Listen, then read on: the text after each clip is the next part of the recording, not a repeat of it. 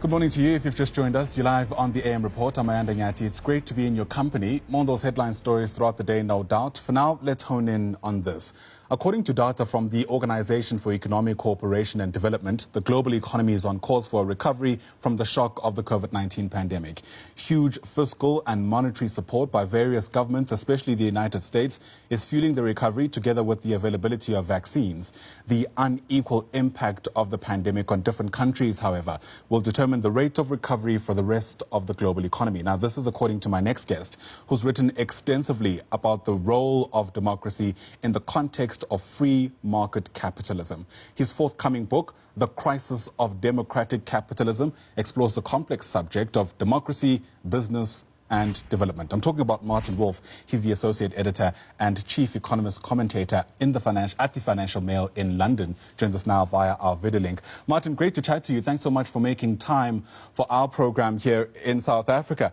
Democracy and capitalism as separate topics are quite complex on their own.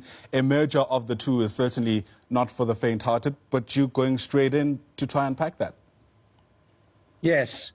One tiny correction, it's the Financial Times, but don't worry about it. But anyway, yes, the reason I wrote this book, it became obvious to me, I've been writing this book, it's not quite finished, very nearly, is that it became obvious to me many years ago, about 5 or 6 years ago, that the political systems of the world, the democratic political systems, were under huge stress, that we were seeing the clear emergence of right-wing and left-wing populism, some of it quite anti-democratic in character.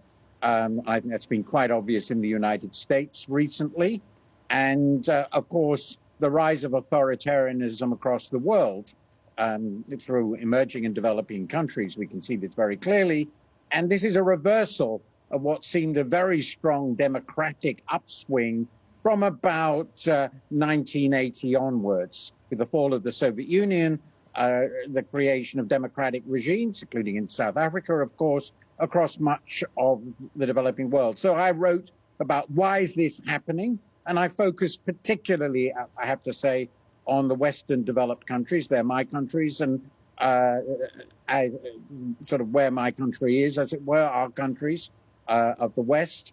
And I was particularly interested in why this dissatisfaction was emerging. And the core reason, I argue, is that the market economy on which we depend for prosperity, and which has been a way of underpinning democracy, in a way it has been a force for it, is also now undermining democracy.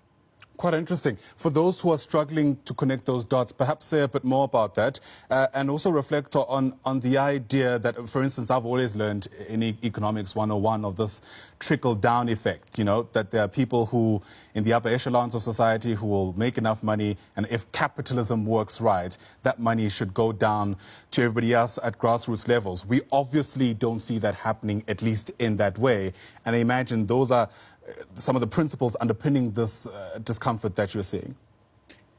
Yes, I think the relationship between the market economy and the arrival of democracy and the way it works turns out, when you look at it very closely, to be very complicated. And my argument is essentially it's a sort of marriage, but it's a very, very difficult marriage, often with profound tension. Now, if you look at it historically, you know, I point out that in 1800, there were no democracies, as we would describe them, anywhere in the world. There weren't even countries with reasonably wide suffrages.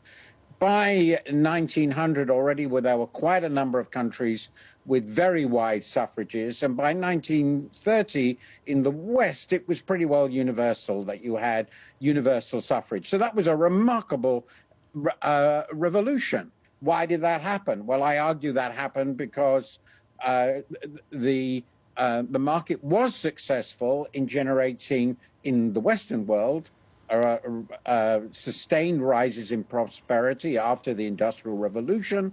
Those led to new jobs, new opportunities, new demands for education, very important, new demands for inclusion of the population because they were going to be educated. They demanded political rights, and these were, with lots of struggles, finally granted. And we saw this new form of society, democratic capitalism, emerge, something that had never happened before. But of course, while I believe that in the long run, really a long run, rising prosperity tends to benefit or can benefit everybody, it doesn't happen automatically. And that's to your trickle-down point. It requires policy. It requires politics. And democratic politics is there to ensure that that the market economy, properly supported, continues to function and generate prosperity, but also to ensure that the benefits of the market economy are spread through the development of the welfare state, through the development of, in particular, of universal education, which I think is incredibly important. All of this requires government support, and this relationship has broken down in the West, most obviously in the last 30, 40 years, because over that period, the development of the economy in many countries has not benefited everybody. Right. And that's created huge dissatisfaction and conflict, which has also taken cultural forms. There have been cultural tensions, which I think are a symptom of this. In many countries, in America, obviously, racial tensions as well. And I argue that if we don't recreate a form of economy and politics which makes everybody feel that they have a prospect of doing better, our democracy is likely to end up in some form of authoritarianism. Yeah, that's because what happens in the economy and in society, at the very least, needs buy-in. If people don't believe that the systems will work in their benefit, they're unlikely to comply. But, you know, issues around the market and the tenets of democracy often can feel very elusive for the many people probably watching our conversation now. How do we bring it back home in the context of COVID-19 and talks of some kind of global economic recovery plan when there are so many countries still lagging behind because of the inequality brought on by capitalism, but also because of the inequality brought on by what the World Health Organization says is a grotesque difference in how the vaccines are being rolled out? Well, this is one of the deep tensions in my book. Democracy, political systems are national. We are divided into hundreds of countries, 200 countries roughly, after the clearly very welcome collapse of the empires. So we have 200 countries, but unfortunately, that was the subject of an earlier book of mine, these are wildly unequal countries. This is the legacy of a very long and complex history. And so when we have these global shocks, we respond with a mixture of global action. There is some global action, but also intense national action, because the national governments all feel accountable to their citizens. And that means, of course, that rich countries with large pharmaceutical industries and all that goes with it are able to produce, consume, buy the vaccines first. And so we get this radical inequality, which in a way is a byproduct of democracy, because democracy, as I said, is not global. We don't have a global democracy. We have national democracies. And that's, of course, a profound dilemma, too, because while I argue there's a relationship with national democracy and capitalism, there is also, of course, a relationship between capitalism and the world. And we have profound responsibilities to the world as a whole. And the COVID-19 is demonstrating these conflicts, these profound tensions between the national and the global, between the more prosperous countries and the less prosperous countries, in the most profound and disturbing way. Given that, what does then a post-pandemic economic world order look like? Well, at the moment, I have to say, in honesty, it's looking pretty bad. We haven't managed to mount global cooperation on a suitable scale. So it looks to me as though the recovery will be very uneven globally. Countries which have huge fiscal and monetary room for maneuver and vaccines like the United States, the UK to some degree, will go ahead pretty rapidly, will recover pretty rapidly. And it looks to me at the moment as though universal vaccination, which is a stupendous challenge organizationally, it requires probably the production of something like 12 billion doses of vaccine in a year, which is a staggering task. That's just not going to happen. For that reason, travel won't reopen, and lots of economies, I think, are going to flounder in the developing world. And there are also going to be a lot of debt problems. So I fear we're going to emerge from this pandemic more unequal globally, though possibly less unequal within some countries than we were before. Sobering. Often when we speak about these macro elements, for lack of a better term, people feel they don't have much agency to change what affects them directly, and perhaps they're right. But I mean, upon deeper reflection, do you imagine a context where individuals in these countries that are so adversely affected by how interconnected we are can do something where they are to, I guess, advocate for better prospects, better change?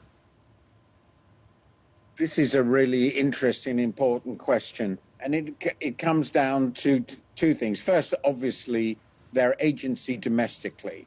I mean, I do think that most countries, not the very poorest perhaps, but most countries have some degree of agency in governing their fate, though, of course, their room for maneuver is much more limited than those of others in this hugely unequal world we have as a product, which is a product of 400 or 500 years of history. So there is some agency domestically. But a really important question is what sort of governing systems we can create globally, and how might the politics of emerging and developing countries affect this global order. The tragedy at the moment is, I would say, that global cooperation is going backwards. There were sort of dreams of this after the Second World War, and again after the fall of the Soviet Union, that we would have a more integrated world, a more cooperative world. We'd work harder to achieve development goals and so forth. And now all this seems to have faded away. And it's faded away in part because of what I talked about, the tensions and divisions within developed countries have forced domestic politicians, even quite well-meaning ones like Joe Biden, back in a very nationalistic frame of mind. He's really focusing entirely on Americans. And if the rich countries do that, then, of course, they ignore the concerns of most of the world. In addition to all this, of course, we have the beginning of a Cold War between the two superpowers. So, unfortunately, the most difficult area in which to make progress is towards good cooperative global governance. And the forces I'm talking about, I think, are making this worse. Fascinating discussion. Martin, I have to thank you for your time. Really appreciate you coming onto the program and sharing with us what you've been able to learn. The book to look out for is called The Crisis of Democratic Capitalism. Martin Wolf there is the associate editor at the Financial Times in London. Martin, once again, thanks very much indeed. In fact, make sure to catch Martin later today in conversation with Anne Bernstein, the executive director at the Center for Development and Enterprise. That discussion likely to take place at around 5 p.m. South African time. All registration details, we're told, are at the CDC's website. That's www.cdc.org.za. Martin, thanks again. Really appreciate it indeed. Still ahead, as we hit the home stretch of this program, we'll bring you the latest from the world of sports. Plus, as always, check in with what's coming up on Newsfeed AM. Stay with us.